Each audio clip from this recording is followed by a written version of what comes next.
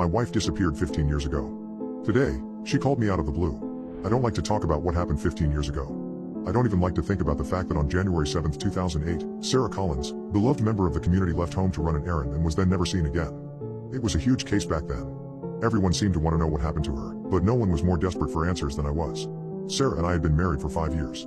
I knew as soon as I met her that I wanted to spend the rest of my life with her. She had one of those smiles that just lit up a room. That's why it was so hard to believe that such a beautiful, successful woman had seemingly disappeared. They hadn't even recovered her body. 15 years later and they still didn't have a shred of evidence. Not a tire track, or even a fingerprint. Nothing. The police put out an appeal, but no one came forward.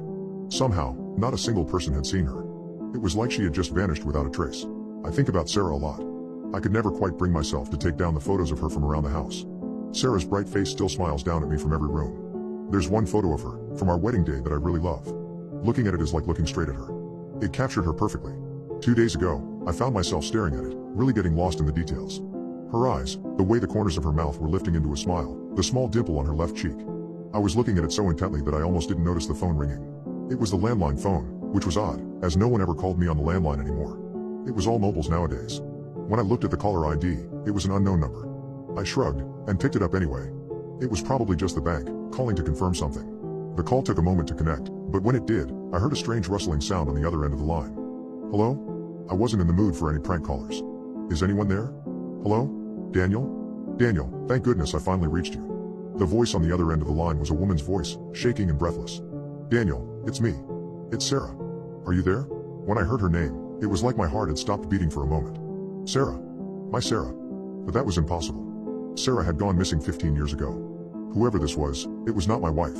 I don't know who you are, but you're not Sarah, I hissed into the phone, coldly. Stop calling this number.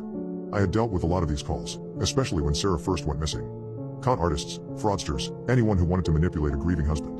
I knew none of them were my wife. No, Daniel, wait, you have to listen to me. It's me. Sarah. You have to believe me. She was sounding shrill and desperate now, even a little hysterical. The lengths that people go to in order to sell a lie is astonishing. Why are you doing this? I asked, angrily. It's been 15 years since my wife disappeared. What do you want from me? For a moment, the woman on the other end of the line didn't respond. I was beginning to think that the call had disconnected, when she finally spoke. Daniel, please. It's me.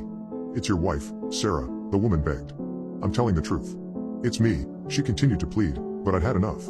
I wasn't going to listen to this liar anymore. Don't call this number again, I firmly told her, hanging up. I thought that would do it. She wouldn't be likely to call me again. I assumed it was all over. The next day, I had asked a friend to help me repair my plumbing system. He was a good friend, I'd known him since college. He had been there for me when Sarah disappeared, getting me through it. We were both taking a break, catching up on the important events in each other's lives, when my landline phone began to ring again. Sorry, I have to take this.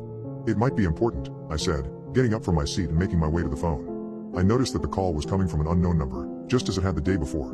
I didn't make a connection right away. After all, it could have just been the bank this time around. I picked up the phone, and I heard the same rustling sound. It was unsettling, in a strange way. I almost felt like I'd heard it before.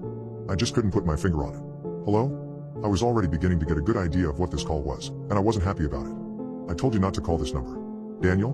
Daniel, thank goodness I finally reached you. The very same words that she had said the day before. Daniel, it's me. It's Sarah. Are you there? It was undoubtedly the same woman. I don't have the time for this, I hissed into the phone. I know you're not Sarah. Stop calling me. I hung up the call and walked back to my friend, who looked confused. Who was that? He asked me. I heard you saying Sarah's name. Is everything okay?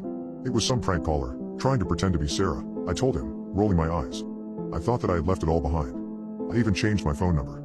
I don't know how this woman got hold of my new one. Pretending to be Sarah? My friend echoed. That's really strange. Did you tell anyone about it, like the police? No. I shake my head. There's no need. It's just someone trying to cause a bit of drama. They probably want money, or something like that. I made it clear that was the end of the conversation. I didn't want to continue talking about it, bringing up harmful reminders of the past. I woke up the next day, not expecting to get any more calls from the unknown number. I made it very clear that I wouldn't be participating in her charade. However, I was quickly proven wrong. As soon as I started to walk downstairs for a glass of water, the phone rang again. I thought about letting it ring, but I had a better idea. I was going to issue a much stronger warning to the caller, even threatened to get the police involved if the calls wouldn't stop. That would scare her, I was certain of it. I picked up the phone, hearing the very same eerie rustling. I couldn't explain it, but it made a shiver run up my spine. Finally, the call connected. It was just the same as the other times, the same pathetic monologue. Daniel? Daniel, thank goodness I finally reached you. Maybe it was even a recorded message. Daniel, it's me. It's Sarah. Are you there? If you don't stop calling this number, I'll have no choice but to involve the police, I told the caller. This is harassment. If you want money, try conning someone else. Before I could even give the woman on the other line a chance to answer, I hung up the call. Hopefully this would show her that she wouldn't be manipulating me. I could see right through her elaborate scam. I was sure that my warning would stop the calls coming in. I was so sure of myself that when I was woken by a loud, persistent ringing sound the next morning, I didn't even think to connect it to the unknown number calls. I first assumed it was my alarm, waking me up, but when I turned to look, I saw that the alarm hadn't gone off yet. That was when I reached the conclusion that it was the landline phone. I rushed down the stairs, wanting to tell the caller that I would be taking police action, wanting to catch out the desperate scammer. Fortunately, I got down there in time, and picked up the phone. Holding it to my ear, I heard that creepy rustling that I had become familiar with. It still made my heart beat faster, just for the few seconds until the call connected. Daniel? Daniel, thank goodness I finally reached you. The usual message of hysteria came through the phone. I was well used to hearing it by now. Daniel, it's me. It's Sarah. Are you there? I gave you a warning. I said that if you called again, I would be taking legal action. I spoke into the phone, loudly so that whoever was on the other side would be sure to hear me. You've gone too far now. I have to do something about this. I waited for the woman to respond. Daniel? No, it's me. I'm not lying to you. I would never lie to you. Daniel, it's me, Sarah. Your wife, it's me. I can't stand the high-pitched whine of her voice. You're not Sarah, I told her, bitterly. I know you're not Sarah. I will be taking action. Goodbye. I hung up the call for the final time and placed the phone back. I know that woman wasn't Sarah. I know for a fact she wasn't. I know it, because, on January 7, 2008, Sarah Collins, beloved member of the community, was killed. And I was the one who killed her. Sarah was an incredibly beautiful woman. I couldn't believe my luck when she first started showing interest in me. I didn't exactly have a lot of experience when talking to women, and I was ecstatic that someone like Sarah had chosen someone like me. I loved her, for every single second of our marriage. I loved her, even when I found out that she was cheating on me. I had accidentally stumbled across a string of romantic messages between Sarah and one of her co-workers. She was planning to leave me for him. Sarah, my Sarah, was planning to leave me for him. I couldn't have that. She was so beautiful, so bright, so full of life. I couldn't lose her. I just couldn't lose her. So I killed her. I didn't have to think about it for long. It was the only way that she would be mine, only mine forever. If she was dead, she would never leave me. She would always be my Sarah. When the police arrived, I made up an elaborate lie that she had gone out to run an errand and never come home. That very same lie ended up on headlines of the national news. I didn't know if I would even get away with it, but a year passed, and then another year, and then another. 15 years passed, and no one ever saw through me. I was about to walk back upstairs, when I heard a small tapping at the window. Click, click.